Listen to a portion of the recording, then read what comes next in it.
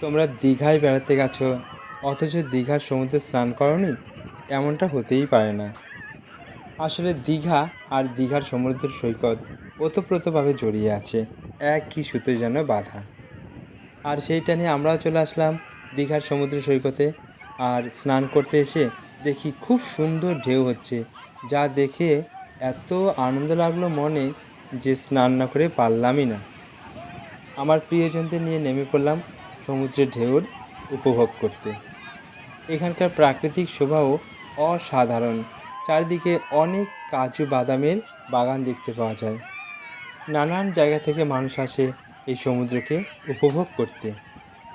আমরা দীঘায় এসে old Digha, new Digha, Talsari, Udaipur, science museum, Dheusagar park, Amarabati park আরও অনেক জায়গায় ঘুরে বেরিয়েছি। যার কথা না বললেই নয় সেটা হলো জগন্নাথ মন্দির, যা অসাধারণ কারুকার্য করে এই মন্দিরটা নির্মাণ করা হয়েছে। আমার খুবই ভালো লেগেছে। আমরা সমুদ্র জলের স্বাদও অনুভব করেছি, অত্যন্ত নোনতা। সমুদ্রের ঢেউয়ের দোলা এসে যেন বলে দিয়ে যায় যেন আবার আসি এখানে।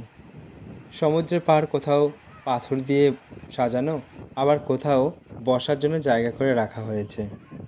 এখানে সমুদ্রের পাড়ে সন্ধেবেলা মেলা বসে, যেখানে নানান রকম জিনিস এবং সামুদ্রিক মাছও পাওয়া যায়।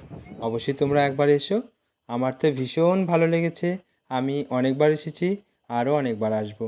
তাই আজকে এখানেই। সবাই অনেক ভালো থেকো। জয় জগন্নাথ।